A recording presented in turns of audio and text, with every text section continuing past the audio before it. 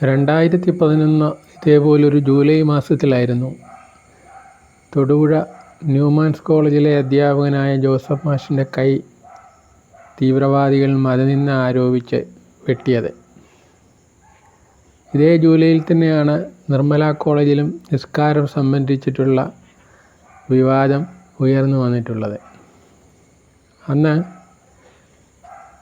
Newman's കോളേജിലെ പരീക്ഷാ ചോദ്യപേപ്പറിലെ വിവാദങ്ങൾക്കൊടുവിൽ അധ്യാപകൻ്റെ കൈവെട്ടിയ ദിവസം തന്നെ വലിയൊരു ജാഥ, കൈവെട്ടിൻ്റെ പുറകിൽ പ്രവർത്തിച്ചിട്ടുള്ള PFI ആളുകളൊക്കെ പങ്കെടുക്കുന്ന വലിയൊരു ജാഥ മൂവാറ്റുപുഴ ടൗണിൽ നടന്നിരുന്നു.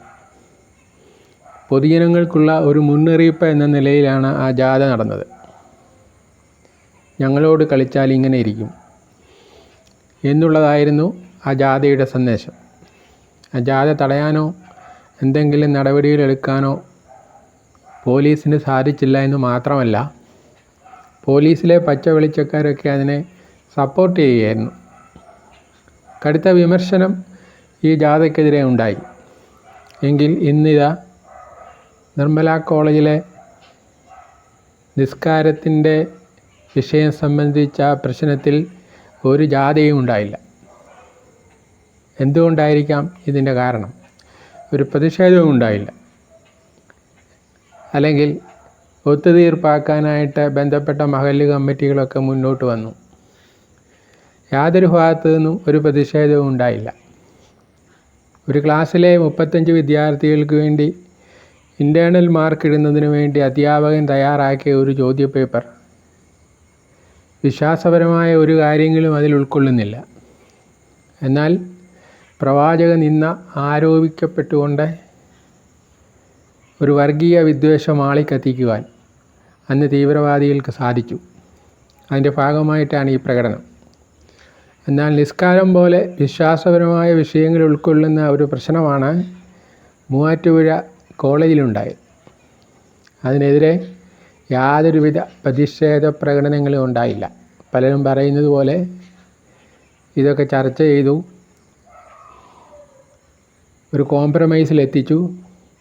മഹല്ല് കമ്മിറ്റിയും കോളേജ് പ്രിൻസിപ്പലും അല്ലെങ്കിൽ കോളേജ് മാനേജ്മെൻറ്റും തമ്മിൽ ഒത്തുതീർപ്പുണ്ടാക്കി.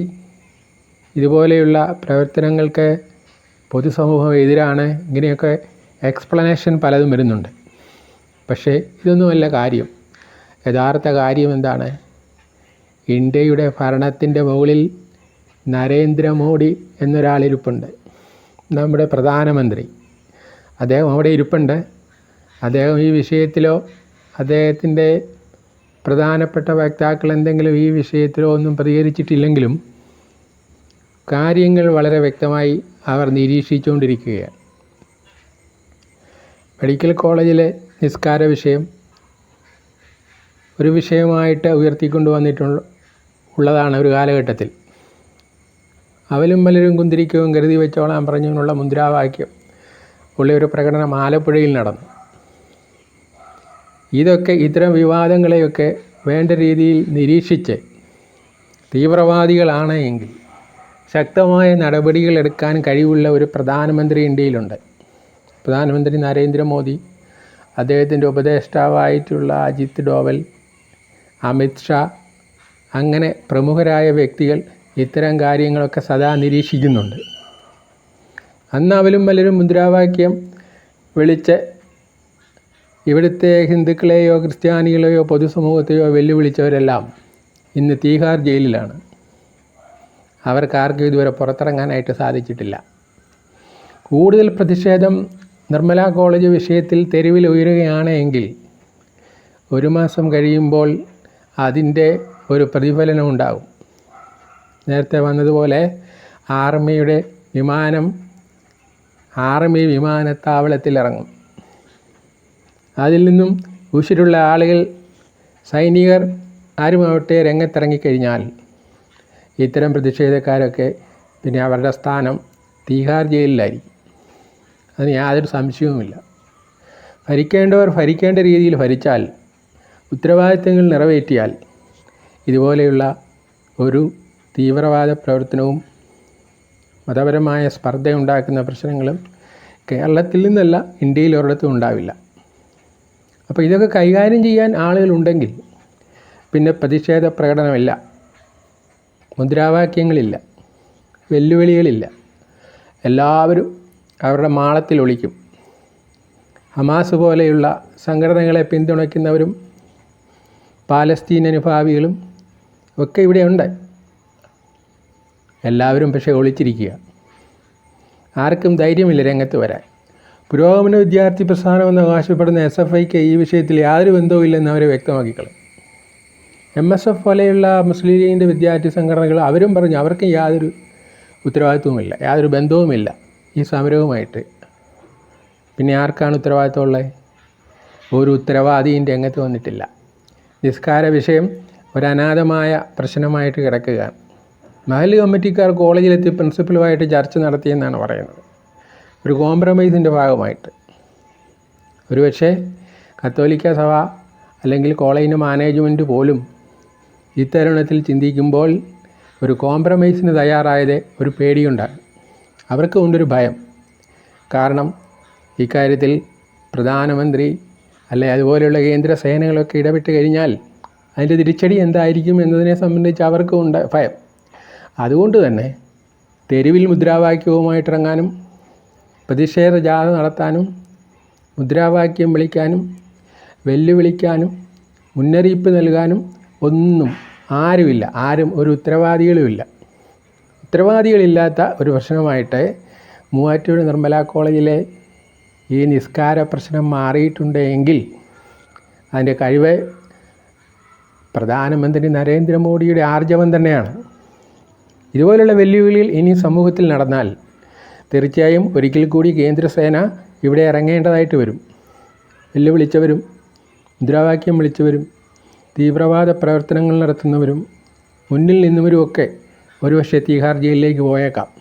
ആ ഒരൊറ്റ ഭയം കൊണ്ടാണ് ഇതിനെതിരെ തെരുവിൽ യാതൊരു തരത്തിലുമുള്ള ഒരു മുദ്രാവാക്യമോ പ്രതിഷേധമോ ഉണ്ടാകാതെ പോയത്. മറിച്ച് കുട്ടികൾക്ക് തെറ്റുപറ്റി എന്നൊരു വാദവുമായിട്ട് ബന്ധപ്പെട്ട ആളുകൾ വരികയും ഇതെല്ലാം ഒരു കോംപ്രമൈസ് ചെയ്ത് ഒതുക്കി തീർക്കുകയും ചെയ്യുന്ന ഒരു കാഴ്ചയാണ് കേരളം കാണുന്നത്. കേരളത്തിൽ നിന്നല്ല, ഇന്നിപ്പോൾ ഇന്ത്യയിൽ ഒരിടത്തും ഒരു സംസ്ഥാനത്തും ഒരു തീവ്രവാദ പ്രവർത്തനവുമില്ല. ബസ് സ്റ്റാൻഡിലും റെയിൽവേ സ്റ്റേഷനും ഹോട്ടലുകളിലും മാളുകളും മുതൽ പാർലമെൻറ്റ് മന്ദിരത്തിൽ വരെ ബോംബാക്രമണം ഉണ്ടായിട്ടുണ്ട്. ഇന്നിപ്പോൾ അങ്ങനെയുള്ള സംഭവങ്ങളൊന്നും കേൾക്കുന്നില്ല. അതിൻ്റെ കാരണം പ്രധാനമന്ത്രി നരേന്ദ്രമോദിയാണ്. അദ്ദേഹത്തിൻ്റെ ശക്തമായ ഭരണത്തിന് കീഴിൽ, അദ്ദേഹത്തിൻ്റെ മേൽനോട്ടത്തിൽ ഇന്ത്യ ഒട്ടുക്ക് അദ്ദേഹത്തിൻ്റെ ഒരു മേൽനോട്ടമുണ്ട്. ആ മേൽനോട്ടത്തിന് കീഴിൽ യാതൊരു തരത്തിലുമുള്ള തീവ്രവാദങ്ങളും അനുവദിക്കുകയില്ല.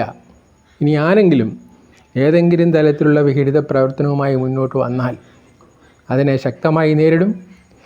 ആ വെല്ലുവിളി ഏറ്റെടുക്കാൻ ഇവിടെ ആളുണ്ട്. അതല്ലാതെ കേരളത്തിലെ പോലെ ഭരിക്കുന്ന ആളുകളുടെ തണലിൽ എന്തും കാട്ടിക്കൂട്ടാം, ആരും ചോദ്യം ചെയ്യാനില്ല എന്നൊരു കാര്യം ഇനി ആരും പ്രതീക്ഷിക്കേണ്ടതില്ല.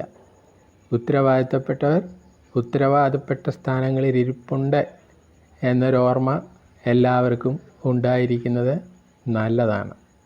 അല്ലാത്ത പക്ഷം തിരിച്ചടികൾ നേരിടാനായിട്ട് തയ്യാറാകേണ്ടതാണ്. കൂടുതൽ ധൈര്യമുണ്ടെങ്കിൽ, കൂടുതൽ മുന്നോട്ട് പോകാൻ തയ്യാറാണെങ്കിൽ ഇത്തരം വിഷയങ്ങൾ വരുമ്പോൾ പിന്മാറാതെ പ്രതിഷേധ പ്രകടനങ്ങളുമായി മുന്നോട്ട് വരണം. എന്നാൽ അതൊന്നും ഇനി സമീപഭാവിയിൽ സാധിക്കുന്ന കാര്യങ്ങളല്ല. അതിനുവേണ്ടി ആരെങ്കിലും പരിശ്രമിക്കുന്നുണ്ടെങ്കിൽ അവർ പിന്മാറുന്നതായിരിക്കും നല്ലത്. കാരണം ഇതൊക്കെ നേരിടാൻ കഴിവുള്ള ഭരണാധികാരികൾ ഇന്ത്യയിലുണ്ട്.